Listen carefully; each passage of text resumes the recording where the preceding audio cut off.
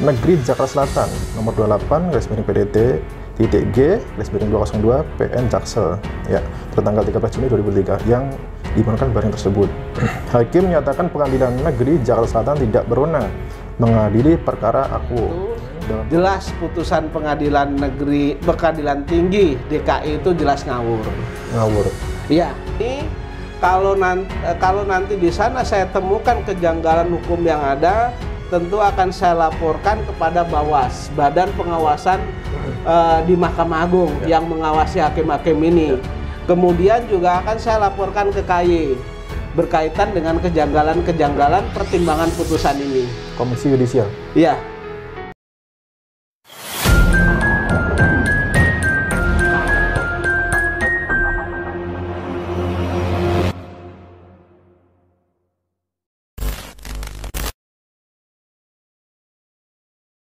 Bismillahirrahmanirrahim. Assalamualaikum warahmatullahi wabarakatuh. Teman-teman, jumpa kembali bersama saya Aji di Jia TV.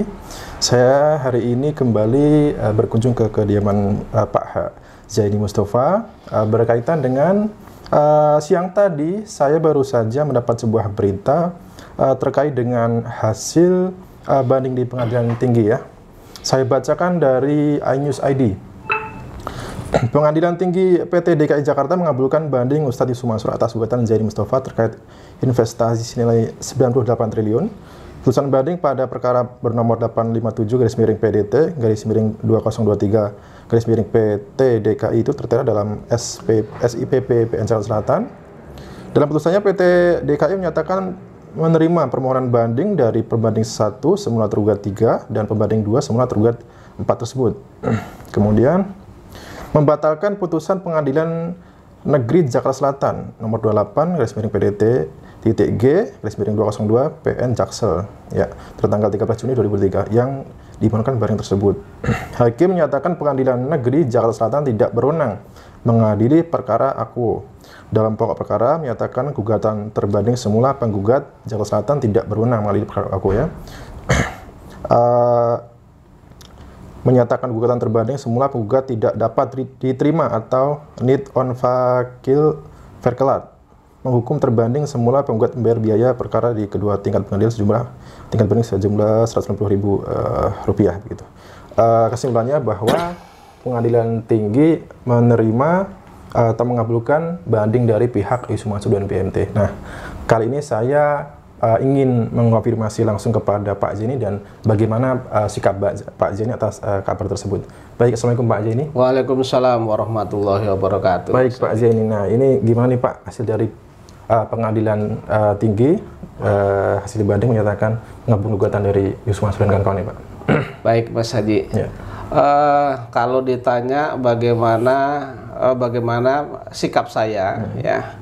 Jadi saya tadi sore memang dapat kiriman itu berkaitan dengan permohonan banding ya, permohonan banding yang diajukan oleh BMT Darussalam tergugat 4 dan Yusuf Mansur tergugat 3. Saya sih biasa-biasa saja Mas. Artinya saya sudah tidak kaget kan, saya jadi lawyer ini sudah cukup lama begitu ya. Ini Indonesia gitu ya. Nah, tentu teman-teman atau netizen bisa mengerti lah kalau saya katakan ini Indonesia kan begitu ya. Bagaimana hukum di Indonesia? Iya, artinya bagaimana hukum di Indonesia begitu ya. Saya sendiri memang sampai dengan saat ini belum dapat relas pemberitahuan atas putusan tersebut, Mas. Sampai dengan saat ini. Kemudian relas pengiriman berkas banding pun saya belum, Mas. Seharusnya kan ada relas pemberitahuan pengiriman berkas banding ke Pengadilan Tinggi, itu pun belum. Tahu-tahu ada berita yang dikirim ke saya katanya ada putusan kan begitu. Ini tentu intinya cepat sekali begitu. Terlalu cepat. Jadi waktunya terlalu cepat. Saya saja belum diberitahu kapan berkas dikirim, kemudian tahu-tahu sudah ada putusan dan dalam waktu yang dekat begitu. Terus kemudian saya tadi juga saya baca berita itu perkara ini di NO karena alasannya ya alasan tapi belum detail ya.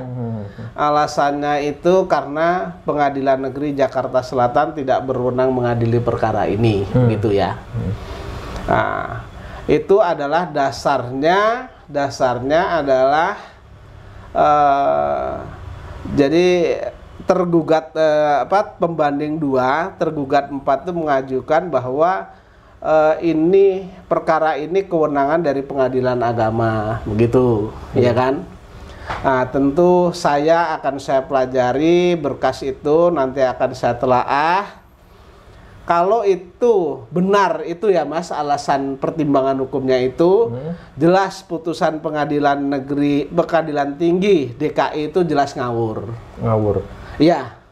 Artinya begini, kalau dia berdasarkan ada salah satu alat bukti yang saya ajukan berkaitan dengan kerjasamanya BMT dan bekerjasamanya Ibu Ilis dan BMT, kemudian di sana kan tertuang atau dia menyatakan bahwa BMT itu bekerjasama dengan tergugat 1, ya kan? Yeah.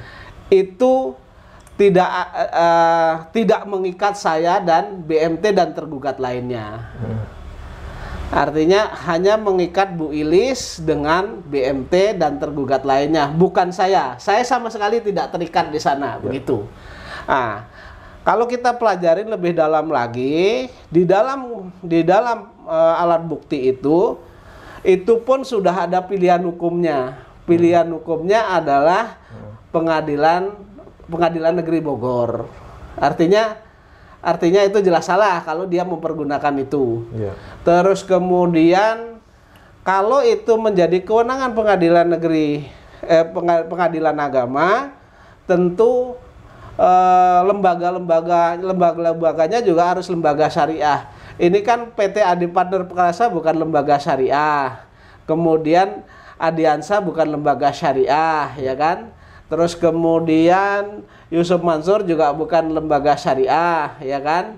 Terus kemudian Daku, YPPA Daku bukan juga lembaga syariah. Kemudian BMT memang lembaga syariah, tetapi dalam perjanjian terhadap saya kan bukan syariah, begitu. Artinya kalau itu pengadilan tinggi berpendapat itu menjadi kewenangan pengadilan agama, jelas salah besar, Mas. Kalau itu yang dilakukan, nanti setelah saya pelajari, tentu mekanisme yang ada, saya akan segera, ketika saya nanti sudah mendapat relas pemberitahuan itu, tentu saya yang pertama akan segera minta salinan putusan, kemudian saya akan mengajukan permohonan kasasi, kemudian itu saya pelajari, dan segera mungkin saya mengajukan kontra memori kasasi, Mas. Memori kasasi, bukan kontra, memori kasasi. Ya. Kemudian terhadap hakim-hakim yang mutus ini, kalau nanti di sana saya temukan kejanggalan hukum yang ada, tentu akan saya laporkan kepada BAWAS, Badan Pengawasan di Mahkamah Agung yang mengawasi hakim-hakim ini. Kemudian juga akan saya laporkan ke KY berkaitan dengan kejanggalan-kejanggalan pertimbangan putusan ini. Komisi Yudisial. Iya. Ya. Jadi Pak Zaini hari ini itu pun mendengar berita ini hanya dari berita-berita, Pak? Hanya dari berita. Ya, tidak menerima pemberitaan resmi dari belum. Jadi belum ada pemberitahuan resmi, saya belum ada. Dan juga Pak Zaini tadi menyebutkan bahwa proses ini terlalu cepat. Jadi sebenarnya biasanya proses pemeriksaan di pengadilan tinggi itu memakan waktu berapa lama, Pak? Saya paling cepat perkara saya ya, ketika saya mengajukan banding itu paling cepat itu bisa 6 bulanan, Mas. 6 bulan ya, Pak? Iya. Ini kan baru berapa hari kemarin saya mengajukan kontra memori, ya kan? Nah, kemudian sudah diputus hari ini. Tentu luar biasa, Mas. Luar biasa cepatnya. Jadi nanti akan saya pelajari dengan sungguh-sungguh, akan saya telaah. Kemudian kalau di sana ada penyalahgunaan hukum atau kesalahan, tentu akan saya laporkan. Pasti saya laporkan. Baik. Itu. Ya, artinya pengadilan tinggi ini menerima memori banding dari pihak BMT, Pak, ya? Iya. Yang membawa dengan alasan bahwa perjanjian ini harus ditangani oleh pengadilan negeri agama, pengadilan agama begitu. Pengadilan agama. Ya. Dan mengatakan bahwa pengadilan negeri Jakarta Selatan itu tidak berwenang menangani perkara ini. Ya. Dan ini menurut Pak Zaini terkesan mengadang-adang itu Pak, mengadang-adang itu ya. Bukan mengadah-adah, memang faktanya harusnya itu adalah kan saya mengajukan gugatan itu, tergugat pertama adalah PT Adi Partner Perkasa. PT Adi Partner Perkasa itu berkedudukan hukum di Jakarta Selatan. Kemudian berkaitan dengan yang diajukan oleh BMT yaitu pembanding 2 atau tergugat 4 awalnya ada salah satu alat bukti yang memang saya yang mengajukan. Tapi bukan untuk membuktikan bahwa investasi saya hanya membuktikan bahwa BMT itu ada kerjasama dengan PT Adi Partner Perkasa. Kalau itu untuk memutus saya, tentu salah karena di sana bukan saya subjek hukumnya, Mas, begitu. Oke, Pak Zaini. Iya. Iya, Pak Zaini tadi Pak Zaini juga menyebutkan akan segera melawan dengan mengajukan kasasi, memori kasasi Pak ya, kontra memori kasasi. Ya, jadi awalnya nanti mengajukan permohonan dulu, permohonan kasasi. Kemudian saya akan mengajukan memori kasasi. Oke. Iya. Oke, Pak Zaini, ini sungguh apa ya Pak ya? Ini perjalanan Pak Zaini sidang di Pengadilan Negeri Jakarta Selatan ini sudah memakan waktu hampir 2 tahun lamanya Pak ya. Ini tentunya sungguh menyakitkan ya apabila dengan dasar tersebut ya menyatakan bahwa Pengadilan Negeri Jakarta Selatan tidak berwenang. Kalau memang tidak berwenang, kenapa tidak dari awal begitu Pak ya? Jadi dari awal persidangan itu tidak ada yang mengajukan bahwa Pengadilan Negeri Jakarta Selatan itu tidak berwenang, tidak ada yang mengajukan. Iya.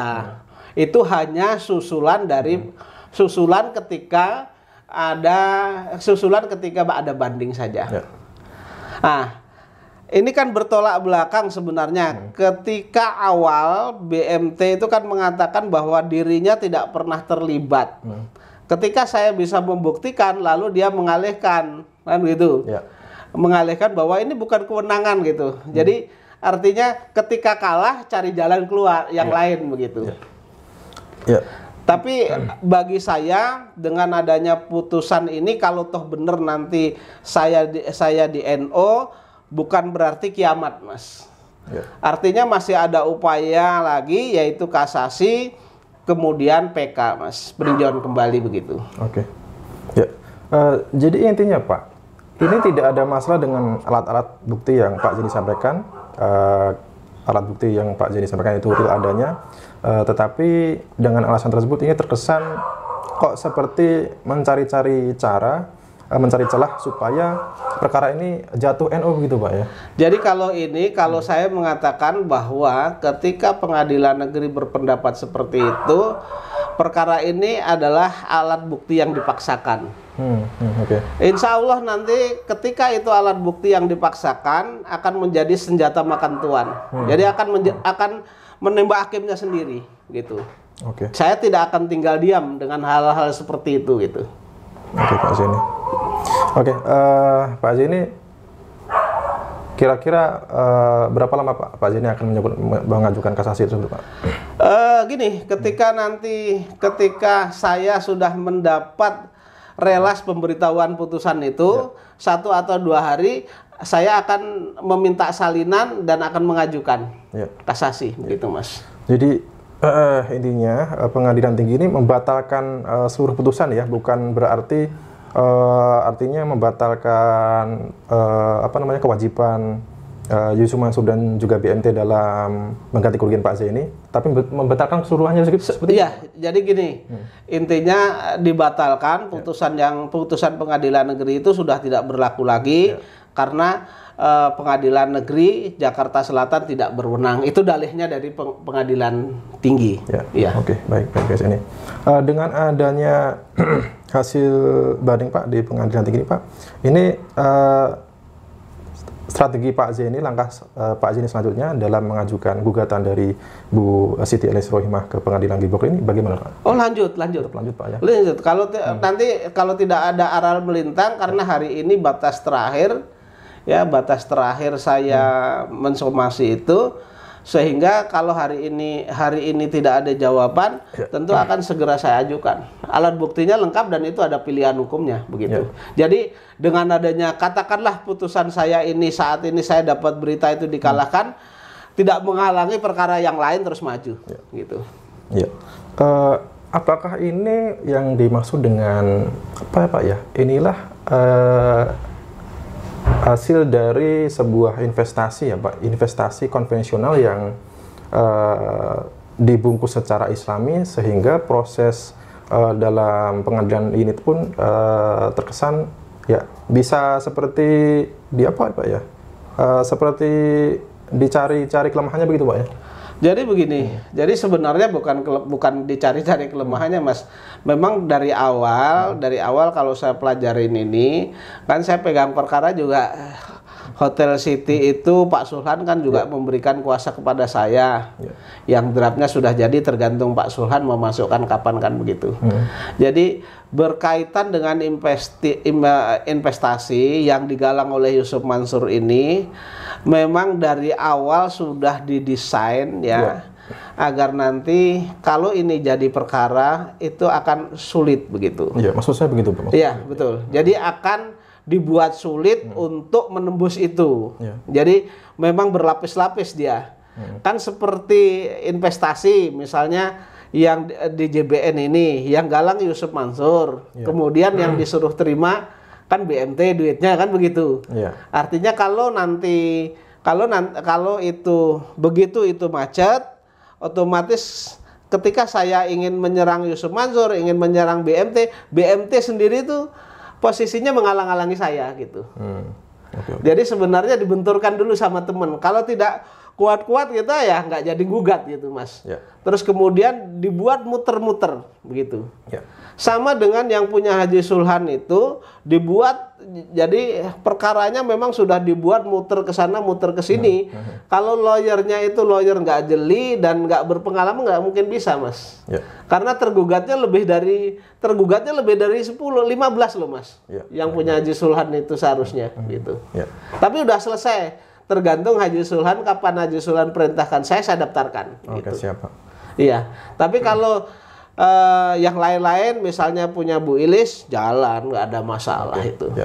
Jadi maksud saya Pak Zaini, apakah Pak Zaini mencari tambahan alat bukti lain sehingga tidak terulang apabila terjadi? Oh enggak, udah cukup itu. Alat bukti saya juga sudah cukup. Pak Zaini sudah yakin dengan? Sudah yakin ya.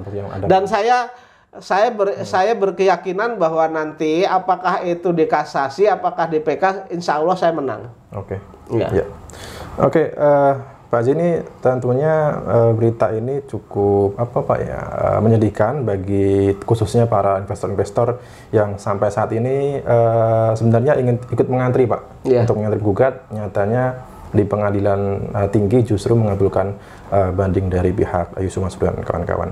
Kita tahu bahwa korban-korban investasi JBN ini berasal dari kalangan-kalangan yang sebenarnya terpelajar dan efeknya pun sangat luar biasa, apalagi mereka yang sampai saat ini sampai kehilangan rumah seperti Ustadz Kole, kemudian berimbas ke kesehatan seperti Pak yang stroke itu siapa Pak?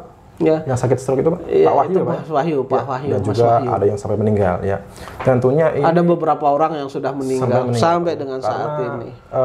Terbentur sampai ke psikologis Pak ya. Ada juga yang sampai dengan meninggal utangnya belum lunas, ada yang untuk investasi itu. Jadi memang sangat tragis.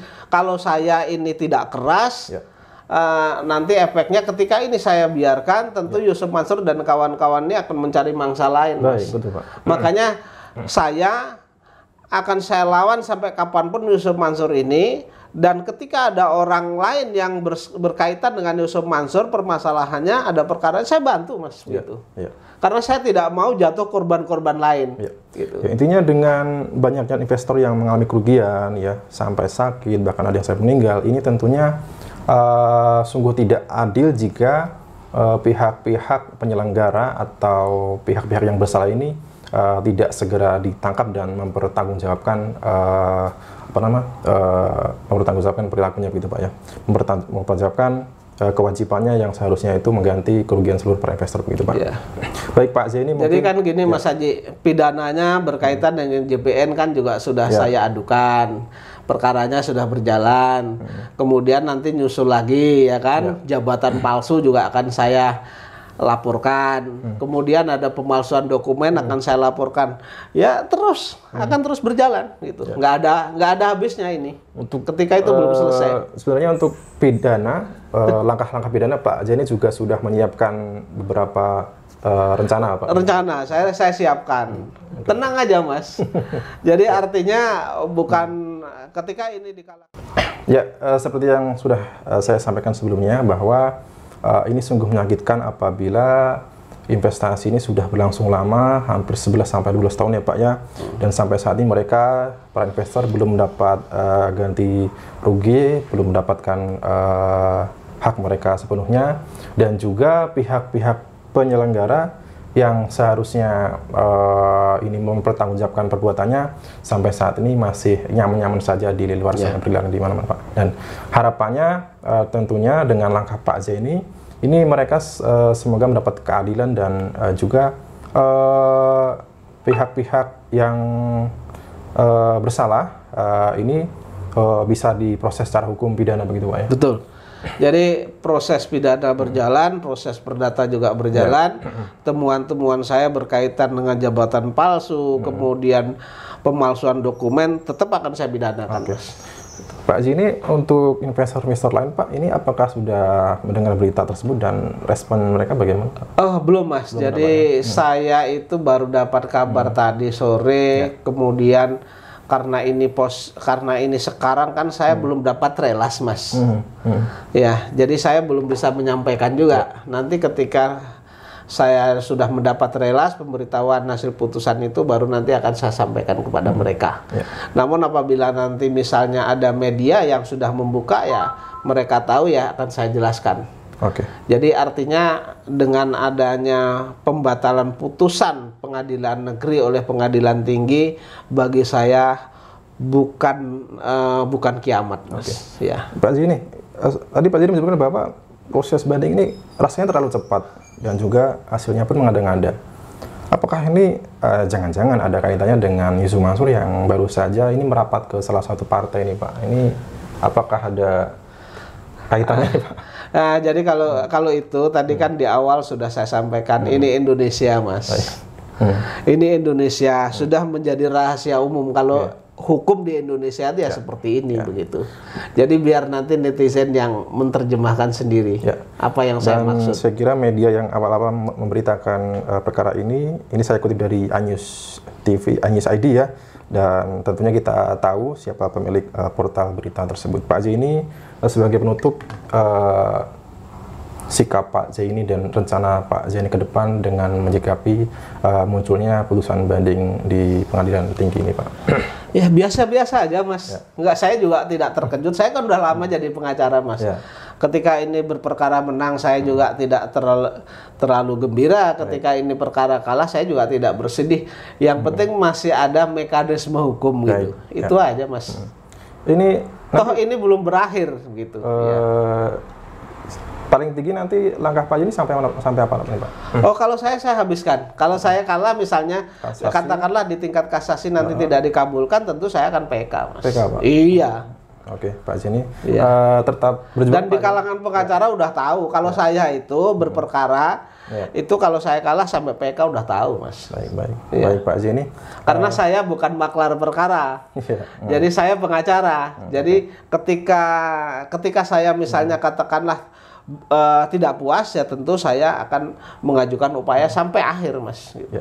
Sampai mendapat keadilan yang seadilnya betul Mas. Baik, Pak Zaini, mungkin ada yang ingin ditambahkan apa di sana lagi Pak? Cukup. Jadi gini, sedikit saya tambahkan. Silakan, Pak. Dengan adanya pembatalan ada Pengadilan Tinggi yang mengabulkan permohonan dari BMT dan Yusuf Mansur ini, para investor atau yang bersangkutan dengan Yusuf Mansur lainnya jangan takut. Artinya bukan kiamat, tetapi kita masih punya jalan yang lain untuk memperkarakan gitu. Kalau ada teman-teman yang memang bermasalah dengan Yusuf Mansur, bisa menghubungi Mas Haji, bisa menghubungi saya, nanti saya bantu. Karena tujuan saya adalah menghentikan bagaimana Yusuf Mansur tidak makan korban lagi, Mas. Gitu. Baik, Pak Zini, terima kasih Pak Zini. Sama-sama. Teman-teman, itu tadi ya perbincangan saya dengan Pak Zini terkait dengan hasil putusan banding dari Pengadilan Negeri Tinggi DKI Jakarta ya. Dan tentunya kita tetap berdoa, tetap kita beri semangat penuh kepada Pak Zaini Mustafa untuk ya mengambil langkah-langkah hukum selanjutnya sampai titik final Pak ya, sampai mendapat keadilan yang seadil-adilnya. Baik teman-teman, cukup sampai di sini. Kita lanjut di video atau kesempatan selanjutnya. Saya Aji dan Pak Zaini Mustafa dari Kota Wisata Cibubur mengucapkan wassalamualaikum warahmatullahi wabarakatuh. Waalaikumsalam.